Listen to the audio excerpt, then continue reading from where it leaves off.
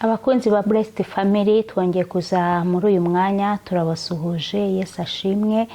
Mwami wo mu ijuru abishimire kubera yuko mwamwemeye mukigomwa mukaza mugakurikira ibiganiro tuba twabateguriye. Nukuri Imana yo mu ijuru igibagirira neza kandi igibitaho nkuko bisanzwe. Rero ngewe ni Betty mugiye gukurikira muri uyu mwanya ndi kumwe na Emmanuel. Rero turabakiriye muri aka kanya kugira ngo tubane mu mwanya muto tugiye kubana nkuko twabyemeje. Rero tujya tubana muri iyi minsi. Rero turakoresha umwanya muto kuko abantu biragaragara yuko baba bari muri byinshi. Iyo tugize ibiganiro birebire biragaragara yuko ntabwo abantu babona umwanya muremure wo kugira ngo babikurikire. Rero tuzajya dukoresha umwanya mugufi kugira ngo tworohereze n'abariya baba bidusabye kugira ngo babashe gukurikira, barangize batangirane natwe ndetse basozanye natwe. Rero nkuko bisanzwe tubigenza, reka twishyire mu maboko y'Imana kugira ngo ariyo iza kutuyobora. Kaduce bugufi dusenga. Imana Data wa twese uri mu ijuru, turakunezerewe muri uyu mwanya yuko uri umurinzi wa twese. Waraturinze, warinze abakunzi bacu badukurikira bari hirya no hino hatandukanye. Mu izina rya Yesu Kristo rero twongeye kubona umwanya wo kuza imbere yawe kugira ngo Data wa twese dusangire n'abakunzi bacu ibyo wadushyize ku mutima. Turakwinginze kugira ngo uzubane natwe, uyobore iki kiganiro, utangirane natwe, usozane natwe, kandi umwuka wawe wera ari watuyobora, wari utubera umwigisha mukuru. Dusenze twizeye yuko ubyumvishe kandi ubidukoreye mu izina ry'umwami wacu Yesu Kristo, amen. Amen. Rero turakwakiriye uyu munsi. Ni wowe ufite gahunda kugira ngo tugezeho iby'Imana yagushize ku mutima kugira ngo tubisangire n'abakozi bacu. Karibu, turakwishimiye cyane. Murakoze cyane inshuti bakundwa bacu, namwe kandi murakoze kubana natwe no kuba mugiye gufata umwanya mugatega amatwi kuguhugurana kwacu. Yewe ntabwo njya mbyita kubwiriza kuko cyane ko n'impano yo kubwiriza hari tari yo mfite cyane. Numva mfite impano yo guhugurana no kwigishanya. Numva cyane ari byo buryo umuntu agira uko yiyumva. Rero kuko kwigishanya no guhugurana no gusangira ubumenyi bwo kugira ngo abantu babashe kugira uko bahinduka. Reka twihuse nkuko babivuze dukoresha umwanya wacu neza. Ubushize mu kiganiro twakoze, ababasha kuba bajya kukireba ku kiganiro cya 28, natangije uruherekane rw'ibiganiro kugira ngo duhugurane ku bigendanye n'imbuto z'umwuka. Rero ni byiza ko dusobanukirwa nkuko twabivuze ubushize tuvuye mu mizi. Niyo mpamvu twatangiriye ku ijambo ritubwira rikaduhugurira ninde nyir'urubuto, nako ninde nyir'igiti, ninde nyir'umurima. Ese igiti ninde, amashami ninde, ese ni uruhe ruhare rw'ubumana kugira ngo imbuto zacu twera zibashe kuboneka. Twabonye rero ko tutabasha kuba twakwera imbuto ku bwacu twenyine. Abashaka gukurikirana icyo kiganiro nta kibabwiye, ni cya 28, mwagenda mukareba. Uyu munsi nifuje ko muri urwo ruhererekane tuvuga ku biranga ndetse cyangwa se imimerere y'izo mbuto. Mbere yuko twinjira ku rubuto ku rundi, nabonye ko ubushize hari ikintu cyasigaye cyo kugira ngo tucukumbure neza iby'izo mbuto. Turasubiramo ririya jambo ryo mu Abagratiya 5 kuri murongo wa 22 n'uwa 23. Turisome. Handitse ngo ariko rero imbuto z'umwuka ni urukundo, ibyishimo n'amahoro no kwihangana no kugira neza n'ingeso nziza no gukiranuka no kugwa neza no kwirinda. Ibimeze bityo nta mategeko abihana. Imana yacu tugirire neza. Amen. Yego, ntabwo ndi busubira inyuma kuvuga uburyo twabonye kiriya giti uko kiriho n'uburyo kigomba amashami agomba kwera imbuto ari uko ari mu giti, ndetse n'akamaro k'umwuka wera na Imana Data muri iyo processes. Uyu munsi ndashaka kwibanda kuri iyi mimerere y'izi mbuto ivugwa hano mu Bagratiya 5:22 na 23. Gusobanukirwa neza iby'izi mbuto, hari ikintu cya mbere tubanza kureba. Iki kinyarwanda cyacu uko bagisobanuye, mu by'ukuri abantu Bibiliya yagiye ishyirwa mu ndimi zitandukanye n'abantu Imana yagiye ikoresha kandi baho umugisha kubera yuko batumye tubibona ubwo butumwa. Ariko mu by'ukuri gusobanura hari igihe mu ndimi zimwe na zimwe hagenda habamo utubazo kubera ko uko amagambo akoreshwa mu ndimi. Iyo usomye Bibiliya y'ikinyarwanda iravuga ngo imbuto z'umwuka, iyo ni Bibiliya yera. Ariko usomye Bibiliya ntagatifu baravuga ngo naho imbuto za roho ni urukundo, nabo bakavuga imbuto za roho ariko bagashyiraho utudomo tubiri bagatangira kuvuga izo characteristics zindi, ibyishimo, amahoro n'ibindi. Iyo usomye rero mu Cyongereza baravuga ngo but the fruit of the spirit is love. You see, the fruit mu Cyongereza iyo bavuze the fruit bavuga urubuto, ntabwo bavuga imbuto. Ahangaha ikiganiro nubwo nakisi imbuto z'umwuka wera, ariko hano murumva neza abasobanuye mu Cyongereza, kandi Icyongereza cyasobanuwe mbere y'iki kinyarwanda cyacu. Iyi version ndi gusoma hano niyo bita New International Version NIV. Rero iratwereka ko bavuga ngo ni urubuto. Dusobanukirwa aho hantu. Mu Gifaransa baravuga ngo mais le fruit de l'esprit c'est l'amour. Le fruit ntabwo ari le fruit. Mu Gifaransa yo le fruit ni imwe, le fruit ni mu bwinshi. So nukuvuga rero bashyiraho na s, nukuvuga ngo ahantu tuhitondere cyane. Nagize ngo tuhitondere cyane kugira ngo tubashe kumva ibi bintu, wenda ubyumve nkuko wari usanzwe ubyumva, cyangwa se wumve umuntu wasomaga ikinyarwanda gusa. Ndashaka ngo agira ku kantu k'ubusobanura sigarana mbere yuko twinjira muri kimwe ku kindi. Mu Kiswahili baravuga ngo lakini matokeo ya kuongozwa na roho ni upendo, furaha na kadhalika. Aha rero icyo nshaka kuvuga ni iki? Ndashaka kuvuga ngo izi mbuto z'urubu ntabwo izi bavuga hano ari imbuto z'umwuka, ni urubuto rw'umwuka. Turi kumvikana aho hantu.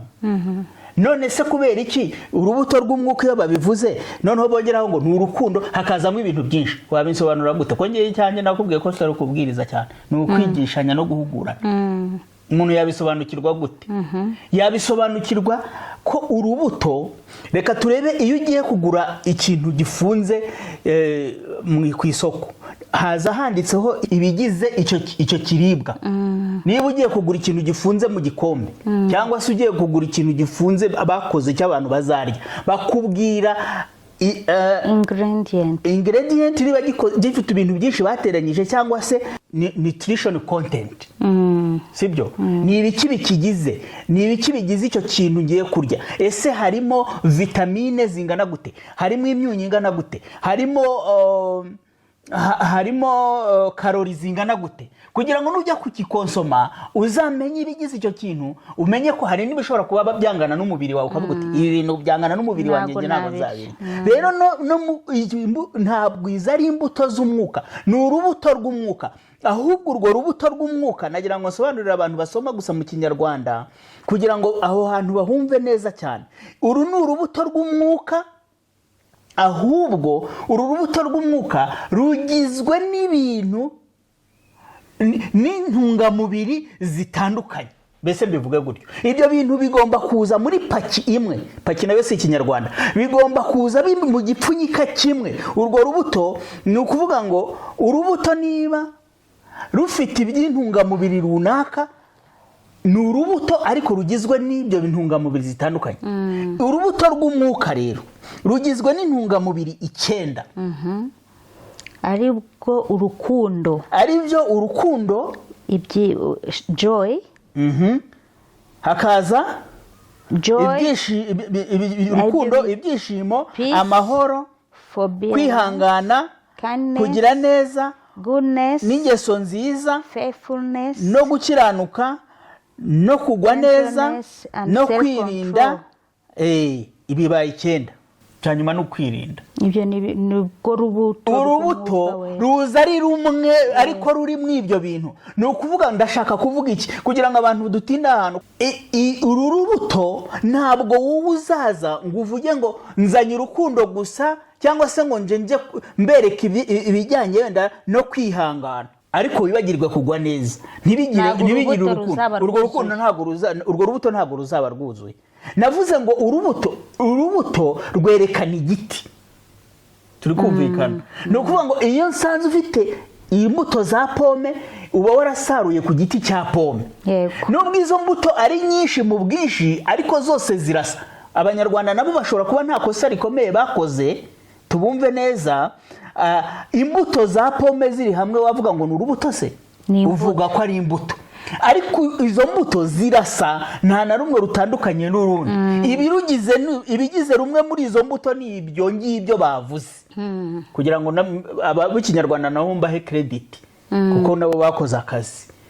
Turabyumvikanye. Ariko wabisoma akenshi yatwarwa n'abajya babyigisha benshi mu kinyarwanda, bigisha bavuga yuko izo mbuto hari uzasoroma kwihangana, usorome n'urundi rwitwa urukundo, usorome n'urundi hoya. Ni urubuto rumwe rugizwe n'intungamubiri 9 zidatana. Yego. Ako ngako ndagira ngo abantu basoma Bibiliya y'Ikinyarwanda gusa babashe kugasigarana. Ni imbuto 9, ni urubuto rumwe rugizwe n'intungamubiri 9 zidatana. Imana yacu tugirire neza. Ndumva umuntu yababyumvishe kuko ako bantu nashakaga ngo abantu basoma Ikinyarwanda bakumve babashe kugasobanukirwa, kuko niyo twe tugira amahirwe yo kuba wajya gusoma izindi ndimi ukareba aho ibintu byavuye, ukabasha kugenda ugira kugereranya. Ariko nk'umuntu usoma Ikinyarwanda yashobora kuza gasoma akavuga ati ni imbuto buri umuntu azamukuraho kwihangana bamukureho. Ni urubuto rumwe nkuko wajya kuri avoka ibitunga urwo rubuto rwavuga ruvuye kuri icyo giti, uzasanga ibyo rufite ni rwo n'urundi rubuto rwavuye kuri icyo giti rufite, kuko bisoroma hamwe bivoma hamwe. Ntabwo rero uzavuga ngo imbuto z'umwuka harimo itunda harimo oya, ni urubuto rumwe ahubwo rufite iki? Intungamubiri 9 zitandukanye. Izo ntungamubiri rero nizo tuzagenda dusobanura rumwe ukwarwo. Icyo ni ikintu cya mbere nashango cyumvikane. Noneho rero izi mbuto ikindi nashaka kuvuga ngo zitandukane, ntabwo izi mbuto ari ibikorwa. Ubushize twabonye ko utabyishoboza. Ibi bintu ni imimerere. Ni imimerere abantu bazakubonamo. Ni imyitwarire, ni ibyitwa attitude, ni character. Ntabwo ari action. Action ni iza fresh, ni iz'umubiri. Umubiri niwo ndakora ibi ndabishoboye nabikora. Hoya, ni imyitwarire. Kandi iyo myitwarire wowe ntabwo burya uzarebe mu bintu bajya babaza abantu bakora interview, abantu mujya muri interview, iyo bakubwiye ngo tubwire weaknesses zawe ngo tubwire n'ibiki, biragorana. Kubera iki? Kwimenya attitude, kwimenya character ni ikintu gigoye. Ariko undi muntu ashobora guhita kureba akakubwira ati Manuel umeze gutya na gutya, nta kwihangana ugira. Nyamara ngiye ashobora kuba mbona nihangana, ariko wowe undeba ukavuga ati nta kwihangana kwawe, ntagugwa neza, ndabibona. Uri kumva? Urubuto rwawe iyo rubuzemo nakamwe kandi ruba rwagize gute? Ruba rwataye, ntago ruba rugifite ka gaciro ku rubuto rw'umwuka, kuko rugomba kuba rwuzuyemo izi ntungamubiri 9 turimo turavuga. Rero ntabwo ari ibikorwa ahubwo ni imimerere. Ako kantu ngira ngo nako tugasigarane. Urubuto kandi ntabwo ari wowe bifitiye umumaro. Ni ukuvuga ngo iyo mimerere n'imyitwarire ntabwo ari wowe bifitiye umumaro. Bifitiye umumaro abandi bantu baje gusoroma ku mbuto. Bifitiye umumaro umwana wawe uzavuga ati ni ngewe ufite mama, ni ngewe ufite papa w'igitangaza. Bifitiye umumaro umugore wawe uzavuga ati ni ngewe ufite umugabo, ndahiriwe kugira umugabo nk'uyu, ufite attitude, ufite imyitwarire imeze gutya. Umuturanyi wavuga ati narahiriwe guturana na runaka, uzi ko guturana na runaka ntako bisa. Urumva abantu barasoroma. Noneho abo mukorana bavuga ati nta kintu cyiza nko gukorana na runaka. Imana itugirire neza. Urumva rero uru rubuto bifitiye umumaro abari iruhande rwawe, kandi uko abantu basoroma bishimisha nde? Nyir'uruzabibu, ari we data wa twese. Bishimisha kuko urimo urafasha, urimo kwa ya mimerere yawe iragirira neza abantu Imana yaremye. Niyo mpamvu Imana ishimishwa nawe no kugira imbuto, kugira ngo abandi bantu babiboneremo ubuzima. Imana yacu tugirire neza cyane. Rero ikindi abantu bagomba kwitondera turi kuvuga ku by'imbuto, ni uko urubuto rurakura. Imana yacu tugirire neza cyane. Urubuto rurakura. Hari igihe uzajya kureba urubuto rutarageza igihe. Urubuto rutarageza igihe, ikiruranga ni iki? Rurasharira. Hari igihe ushobora gusaba kujya gusaruraho umuntu urubuto rwe rutarakura, rutarera. Ni wa muntu nawe ukishakisha, ntabwo arageza aho ngaho, arimo aragerageza, arimo mu by'ukuri afite imbuto zatangiye guhunda, ariko ugiyeyo ku gihe kitari cyiza, ntabwo zirageza igihe. Ni ukuvuga ngo attitude, icyo nshaka kuvuga ni iki? Character cyangwa se imimerere ni ikintu kiremwa buhoro buhoro. Umuntu agenda ahinduka, ashakashaka ibyatuma ahinduka, kandi ibyo bigenda biba pore pore. Noneho iyo ugize Imana umugeraho ahishishe, niho ugera kuri rwa rubuto rwamaze kugera gute? Gushya neza. Ni ukuvuga rero nugera ku muntu ugisharira, wimujugunya, ejo ashobora guhinduka. Nimba urubuto ntirurera, ashobora kuguma kugira gute? Guhinduka, akazabyara urubuto ruzima. Umwanditsi rero yarengejeho ikintu cya nyuma kuri iri jambo. Kuri iri jambo ndashaka kugira ngo turisobanukirwe neza. Ubushize twarivuzeho gusa dukomeza ku mbuto, ndashaka ngo turisobanukirwe neza. Yarirangije avuga ngo iki? Yarirangije avuga ngo ibimeze gutyo nta mategeko abihana. Nta mategeko abihana. Bishaka kuvuga gute? Izi mbuto z'umwuka ni imbuto zerekana gukiranuka k'umuntu, zerekana ukuri no gukiranuka.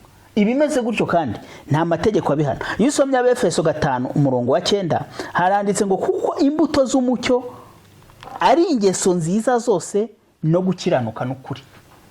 Imana yacu tugirire neza. Ni ingeso nziza, gukiranuka n'ukuri ni ibintu byiza. Izo mbuto nta mategeko na make yabihana. Nukora ibyo bintu uzemerwa. Nta mategeko y'isi n'ay'ijuru azabihana. Imana yacu tugirire neza cyane. Rero turashishikariza bene data kugira ngo tugume dusome hariya hantu uyu 20 tuyiteho. Mu minsi iri imbere turaza tuganire kugira ngo twimbike, tutangire turebe noneho ati urukundo ni iki, Bibiliya irutubwira iki. Noneho nawe wirebere mu ndorerwamo ya Bibiliya urebe ko urukundo urufite. Kuko ntabwo twabisobanura kimwe ku kindi mu minota abantu baba bafite twarara hano. Kandi nawe byatuma utabyumva neza. Rero tuzagenda tuvuga kimwe ku kindi. Imana yacu itugirire neza. Nashaka gusa kugira ngo nsobanure neza iby'uyu mirongo, dusobanukirwe n'urubuto ruvugurwa ari rwo n'imimerere yarwo, nuko rusobanuka, kugira ngo nitumara kubisobanukirwa neza bizadufasha mu biganiro biri imbere. Imana yacu itugirire neza cyane. Reka dusenge kugira ngo dusengere umuntu wese wumva atentebukiwe, wumva haratabishobora, wumva hari ibi bintu byakomera, ariko ndavuga ngo nta bigikomeye kirimo, kuko ntago ari ibyacu, ahubwo ni Imana. Ahubwo dusabe ngo tugume duterwe muri Kristo, we udushoboza akaduha imbaraga zo kugira ngo tubashe kwera imbuto nyinshi. Uwiteka Imana yacu turagushimye kubw'uyu mwanya mwiza uduhaye wo gusobanukirwa byimbitse ku bijyanye n'uru rubuto. Uru rubuto rw'umwuka tugomba gusoromwaho. Uru rubuto rugizwe n'intungamubiri zigiye zitandukanye. Reka ubwoko bwawe tubashe kubisobanukirwa. Kandi Mana uwumva ari ibintu ahari atabasha gushyikira, dushobozwa na Kristo uduha imbaraga, niko ijambo rivuga. Ntago twakwishoboza kwera imbuto, ntago twakwishoboza kugenda uko ubishaka, ariko wewe wenyine twemerere, tuyobore, dufashe, utugirire neza, kugira ngo imbuto zacu zere zirumbuke, duhaza abatwegereye, abatugana batugirireho umugisha, kandi bagende bashima izina ryawe. Bakoze rero ko umva gusenga, utugiriye neza mu izina rya Yesu Kristo no mu mbaraga z'umwuka wera, tubyambaje tubyizeye. Amen. amen. Urakoze cyane, nuko Imana iguha umugisha kandi n'abakunzi bacu bazakurikira ibi bintu. Imana ibaha umugisha kandi nkuko usoje uvuga ko dushobozwa byose na Kristo duha imbaraga, ku bwacu ntago twabyishoboza.